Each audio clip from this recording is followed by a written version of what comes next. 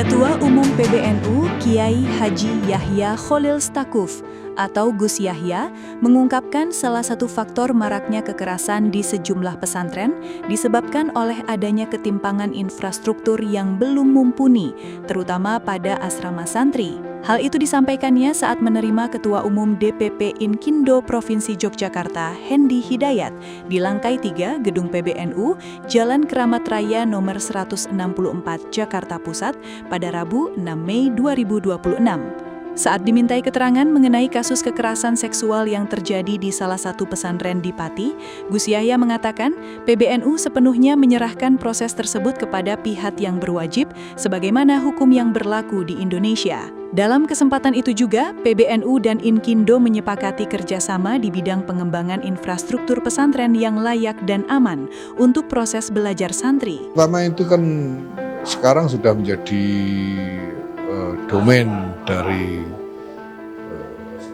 aparat hukum ya, silakan.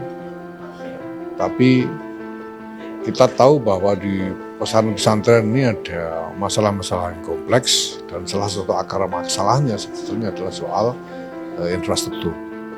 Bukan hanya soal kelayakan teknis dari segi arsitekturnya saja, tapi juga kelayakan desain untuk keperluan pendidikan berasrama ini juga harus dipikirkan. Dan Inkindo dalam hal ini siap untuk membantu kita untuk mengadres masalah-masalah yang kompleks tersebut.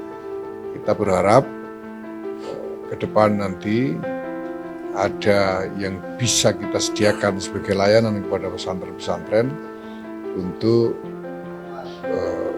perbaikan dan pengembangan pertama-tama infrastrukturnya, tapi kemudian karena Inkindo ini juga memiliki spesialisasi atau bidang kerja yang luas, bisa merambah ke berbagai aspek pesantren yang lain. Yang penting bahwa PBNU dalam hal ini RMI berupaya untuk bisa membantu pesantren di dalam merawat keberadaannya dan mengembangkannya di masa depan.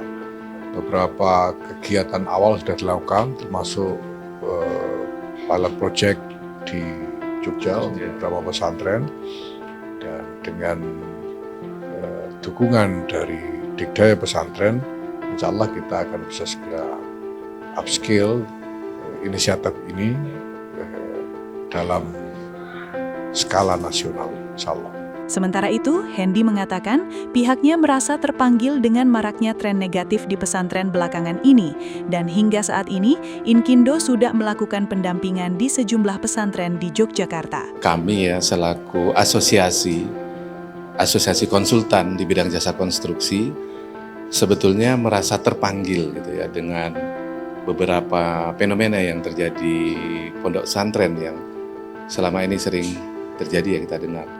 Nah, karena mayoritas anggota kami ini bergerak di bidang jasa konstruksi, pilot project yang kami lakukan saat ini baru memulai mendampingi untuk pengembangan, jadi pengembangan bidang infrastrukturnya.